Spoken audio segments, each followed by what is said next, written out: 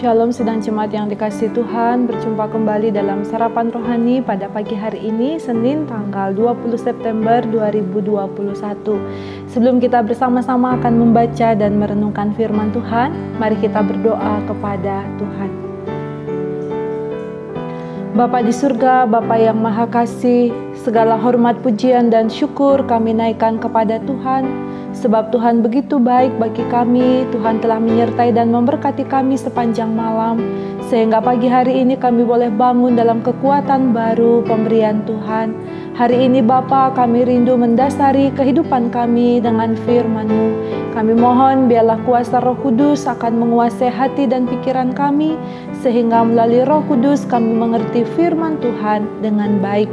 Kami sambut firman-Mu hanya di dalam nama Tuhan Yesus Kristus. Amin.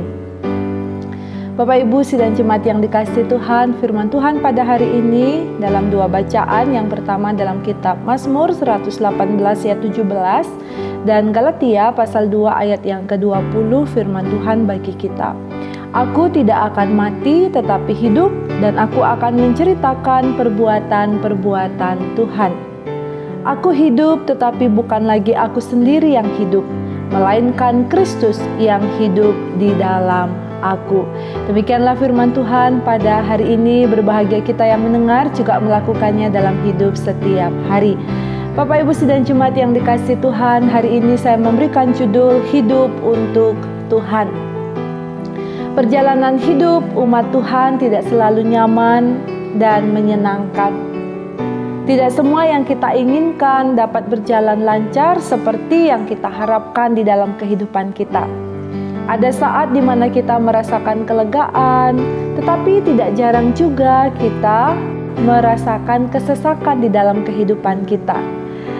Situasi di sekeliling kita memang selalu berubah, tetapi dengan tegas kita bisa berkata seperti pemazmur bahwa apapun kondisi yang kita hadapi, kita akan hidup karena Tuhan akan terus berkarya menjaga dan memelihara kita. Dalam kitab Mazmur 118, kalau kita membaca dalam bagian ini, pemazmur mengatakan bahwa Tuhan dapat dipercaya dan diandalkan dalam segala keadaan.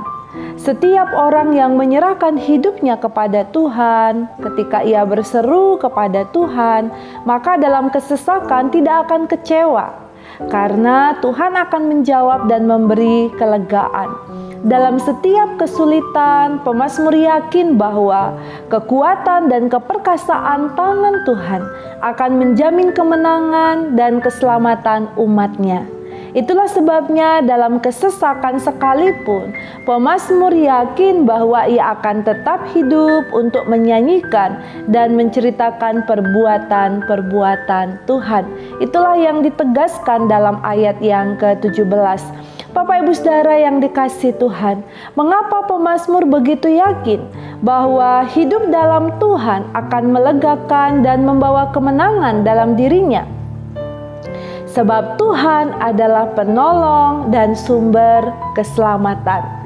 Dalam kitab 2 Timotius pasal pertama ayat 10 bagian B dalam introitus minggu ini, sangat jelas dikatakan bahwa Yesus Kristus oleh Injil telah mematahkan kuasa maut dan mendatangkan hidup yang tidak dapat binasa.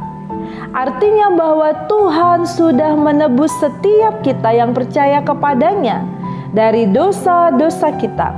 Sehingga ketika kita hidup di dalam iman kepada Tuhan Yesus Kristus, maka kita menerima hidup yang kekal di dalam Tuhan Yesus Kristus. Kita telah dimenangkan menghadapi maut. Jika Tuhan telah menolong dan membebaskan kita dari kutuk maut, dari kutuk dosa, maka untuk hal-hal yang kita hadapi di tengah-tengah dunia ini, pastilah Tuhan akan menolong kehidupan kita.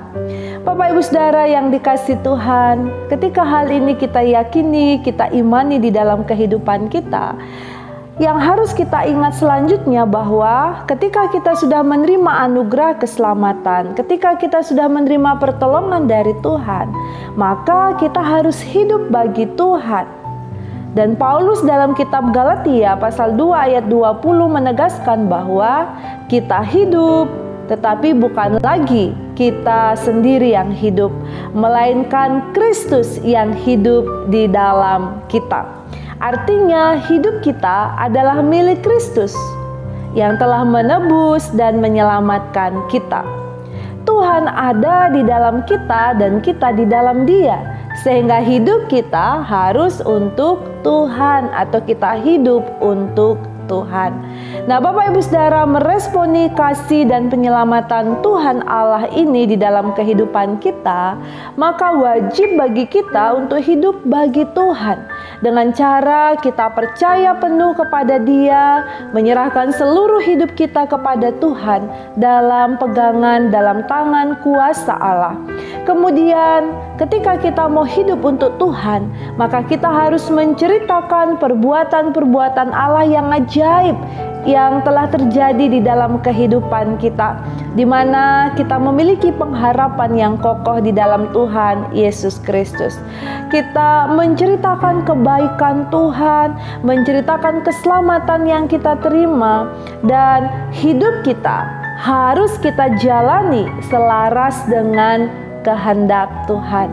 Sehingga dengan demikian, maka kehidupan kita akan memuliakan nama Tuhan, maka nama Tuhan akan dimasyurkan dan kita menjadi saksi Tuhan di tengah-tengah dunia ini.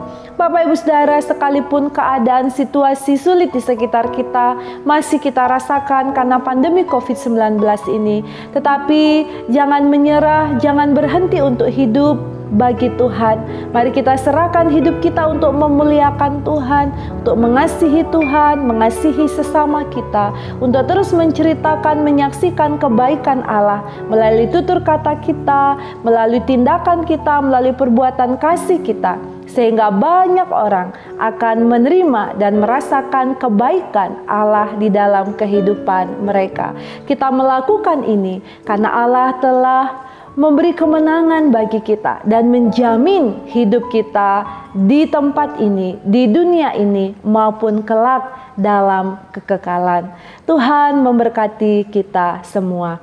Amin. Mari kita berdoa.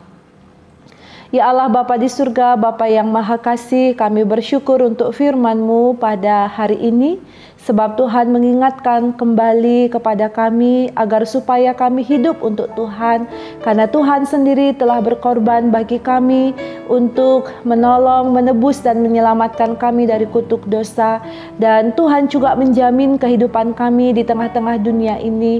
Kasih Tuhan tidak pernah berhenti, tidak pernah berkesudahan, bahwa Tuhan akan selalu menolong dan menopang kami.